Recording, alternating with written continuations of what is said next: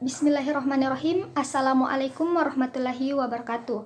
Perkenalkan, nama saya Regina Amalia Putri dengan NIM 702121026 kelas B, perwakilan dari kelompok 3 akan menjelaskan mengenai jurnal kesehatan dengan judul Analisis Proses Perencanaan dan Evaluasi Pelaksanaan Standar Pelayanan Minimal Instalasi Gawat Darurat di Rumah Sakit Umum Daerah Dr. R. Sutijono, Blora. Baik, pada kesempatan kali ini saya akan memaparkan hasil review yang telah saya lakukan pada jurnal kesehatan dengan judul Analisis Proses Perencanaan dan Evaluasi Pelaksanaan Standar Pelayanan Minimal Instalasi Gawat Darurat di Rumah Sakit Umum Daerah Dr. R. Sutijono, Blora. Jurnal yang saya angkat yaitu Jurnal Kesehatan Masyarakat Undip 54137-144 2017. Dengan volume halaman dan tahun, volume 5 nomor 4 Oktober tahun 2017. Adapun penulisnya yaitu Sri Widi Astuti, Septopawelas Arso, dan Eka Yunila Fatmasari. Dan saya sendiri sebagai pereview atas nama Regina Amalia Putri. Adapun tujuan penelitian ini untuk mengetahui bagaimana proses perencanaan dan evaluasi implementasi EU SPM di Rumah Sakit Umum Daerah Dr. R. Sutijono, Blora berdasarkan Permenkes RI nomor 129 tahun 2008 karena dokumen SPM yang ada belum sesuai. Metode penelitian. Penelitian ini merupakan penelitian deskriptif kualitatif dengan pendekatan observasional dan wawancara mendalam. Subjek penelitian terdiri dari informan utama, yaitu kepala ruang dan kepala instalasi gawat darurat, serta informan triangulasi yaitu kepala bidang pelayanan medis, kepala KMKP, kepala PI dan pasien atau keluarga penunggu pasien IGD yang dipilih menggunakan metode purposive sampling, yaitu menentukan atau menunjuk subjek penelitian sesuai keinginan atau kebutuhan penelitian. Validitas data dilakukan dengan teknik triangulasi sumber dan metode. Dan adapun hasil penelitian dalam proses perencanaan SPM IGD di Rumah Sakit Umum Daerah Dr. R. Sutijono, Blora masih belum berjalan dengan baik dan dokumen SPM yang dihasilkan belum sesuai dengan standar yang telah ditetapkan dari Kepmenkes karena mengejar syarat BLUD. Meski begitu, di dalamnya telah diuraikan deskripsi pelaksanaannya per indikator yang tercantum. Dalam pelaksanaan SPM IGD di Rumah Sakit Umum Daerah Dr. R. Sutijono, Blora belum optimal.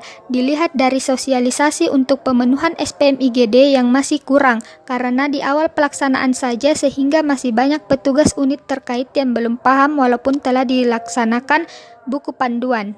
Masih ada beberapa indikator pada SPM IGD di Rumah Sakit Umum Daerah Dr. Sutijono, Blora yang belum terpenuhi, bahkan target yang dirumuskan pun masih di bawah target nasional, yaitu kematian pasien dengan target kurang dari 0,5%, standar kurang dari 0,2%, dan capaiannya pun masih 0,25%. Kemampuan life saving belum mempunyai catatan atau data pengukuran yang rapi. Standar 100% dan pemberi pelayanan yang bersertifikat BLS atau PPGD atau GELS atau ALS yang masih berlaku belum terpenuhi, yakni baru 75%, standar 100%. Sedangkan indikator waktu tanggap pelayanan dokter satu-satunya indikator yang memenuhi standar minimal yaitu 2,4 menit meski hasil pengamatan peneliti standar kurang dari 5 menit. Indikator lain yang cukup penting yaitu kepuasan pelanggan meski sudah dijalankan tetapi pedoman pelaksanaannya masih perlu diperbarui sesuai ketentuan. Kendala dalam pelaksanaan pemenuhan SPM IGD yaitu sumber daya manusia atau SDM yang belum paham, sarana prasarana kurang seperti tempat tidur, teknologi yang dipakai, serta birokrasi yang rumit. Pengawasan pengendalian dan penilaian masih belum berjalan dengan baik. Dilihat dari objek yang diawasi belum keseluruhan hanya berfokus pada hasil atau keluaran. Metode yang dipakai belum terstruktur.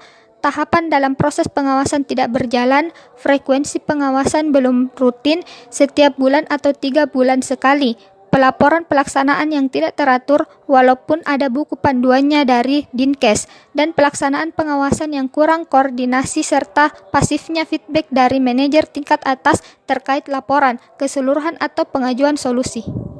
Baik, cukup sekian dari hasil review yang telah saya lakukan. Sumber jurnal telah saya cantumkan pada PowerPoint. Cukup sekian dan terima kasih. Assalamualaikum warahmatullahi wabarakatuh. Perkenalkan, nama saya Hairunisa M dari Kesmas B dengan NIM 7021210097 dari kelompok 3. Nah, di sini saya akan menjelaskan dari hasil review jurnal tentang manajemen kesehatan peserta didik sekolah dasar.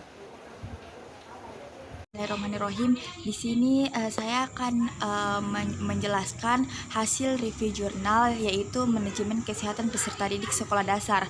Yang pertama itu jurnal administrasi pendidikan pada tahun 2018.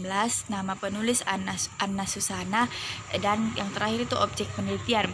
Nah, metode penelitian. Metode penelitian ini menggunakan pendekatan kualitatif, sedangkan strategi penelitian yang dipergunakan adalah dengan studi kasus. Nah, tujuan penelitian. Tujuan dari inisiatif WHO adalah untuk memobilisasi dan menguatkan promosi serta pendidikan kesehatan di tingkat lokal, nasional, regional, bahkan global. Mengetahui praktik manajemen kesehatan peserta didik di sekolah dasar. Hasil penelitian.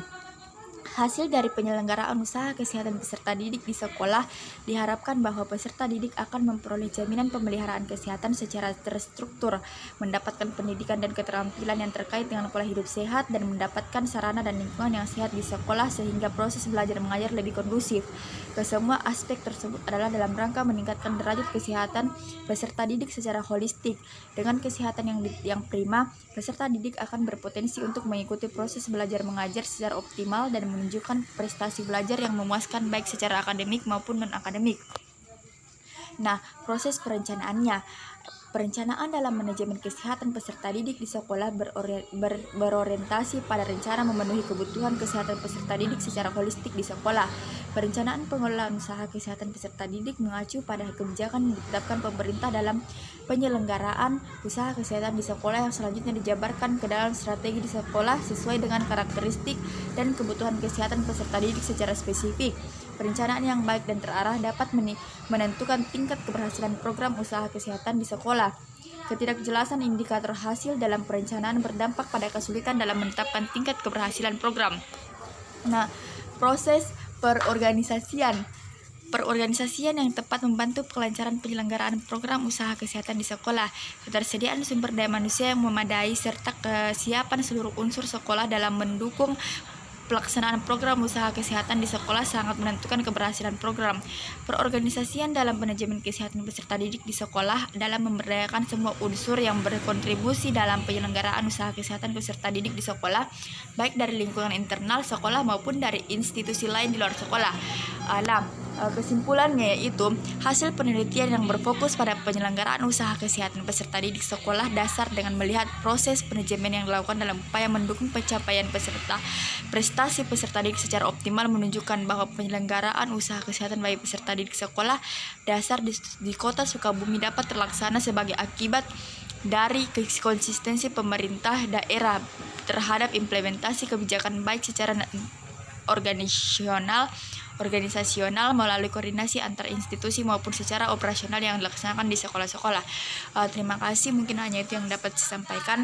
Kurang dan lebihnya mohon dimaafkan. Wassalamualaikum warahmatullahi wabarakatuh. Baik, selanjutnya perkenalkan, nama saya Putri Aulia Nur dengan NIM 70200121096. Nah, di sini saya akan melanjutkan presentase dari teman kelompok saya.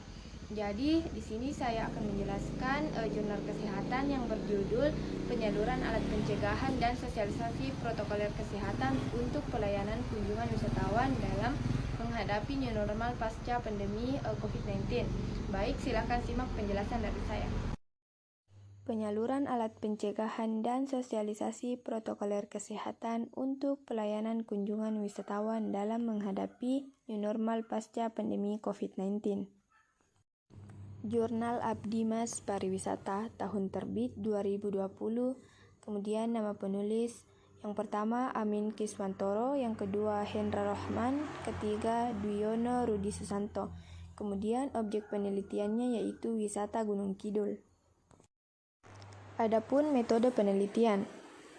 Metode penelitian yang digunakan adalah metode diskusi dengan aparatur desa dan anggota Pokdarwis Desa Wisata Klayer, Kecamatan Ngelipar, Kabupaten Gunung Kidul. Adapun tujuan penelitiannya yaitu memberikan pemahaman dan gambaran mengenai pentingnya protokoler kesehatan untuk pelayanan kunjungan wisatawan dalam menghadapi new normal pasca pandemi COVID-19 kepada anggota Pokdarwis Desa Wisata Klayer, Kecamatan Ngelipar, Kabupaten Gunung Kidul. Jadi, hasil dari penelitiannya yaitu Dinas Pariwisata optimis objek wisata di Gunung Kidul dapat segera dibuka walaupun masih sebatas dalam tahap uji coba. Hasil evaluasi simulasi pembukaan destinasi wisata telah dilakukan. Evaluasi tidak hanya dilakukan di internal pemerintah kabupaten, namun Dinas Pariwisata juga terlibat dalam evaluasi tersebut. Simulasi tersebut berjalan dengan baik, sehingga tahapan uji coba dapat dilanjutkan. Hal yang perlu diperhatikan yaitu penambahan fasilitas untuk cuci tangan, hingga kesiapan petugas di pos pintu masuk. Pelaksanaan tahap uji coba sangat penting dilakukan, karena keadaan pembukaan destinasi yang terjadi seolah sudah seperti biasanya. Pada tahapan tersebut melibatkan masyarakat umum dari berbagai wilayah. Protokol kesehatan pencegahan COVID-19 wajib dipatuhi dalam pelaksanaan uji coba, agar tidak menjadi tempat munculnya klaster COVID-19 yang baru. Dilihat dari aspek keamanan, pembatasan jumlah pengunjung dibatasi separuh dari kapasitas normal dan jam buka destinasi perlu dipantau. Kemudian proses perencanaan. Berdasarkan hasil penelitian, proses perencanaan yang dilakukan yaitu rencana aksi dapat dilakukan jika terjadi infeksi. Semua pengelola yang bekerja di fasilitas pariwisata harus menyadari gejala COVID-19 dan harus diberi pengarahan tentang langkah pencegahan dan pengendalian infeksi dasar. Pengelola harus dilatih tentang tindakan yang harus diambil jika ada pengunjung yang menunjukkan gejala COVID-19 yang kompatibel atau gejala yang muncul sendiri.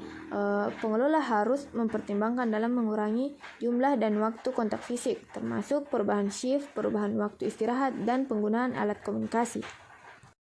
Selanjutnya, proses pengorganisasian.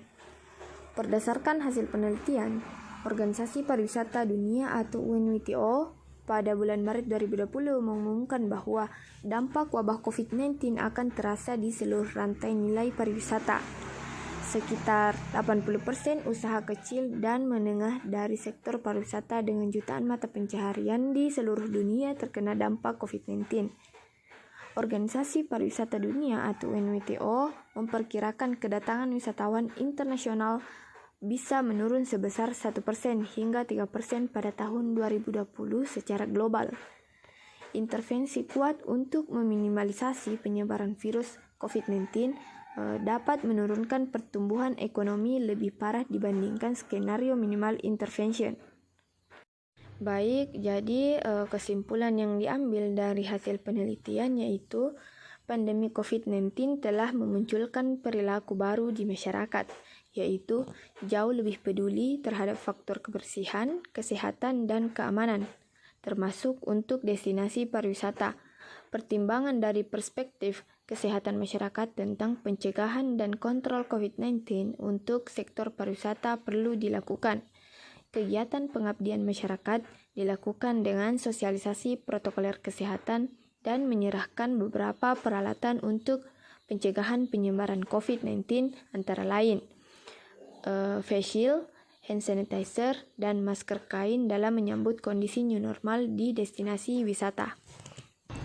Baik, cukup sekian hasil persentase dari kelompok kami. Lebih dan kurangnya mohon dimaafkan. Wabillahi taufiq wal hidayah. Wassalamualaikum warahmatullahi wabarakatuh.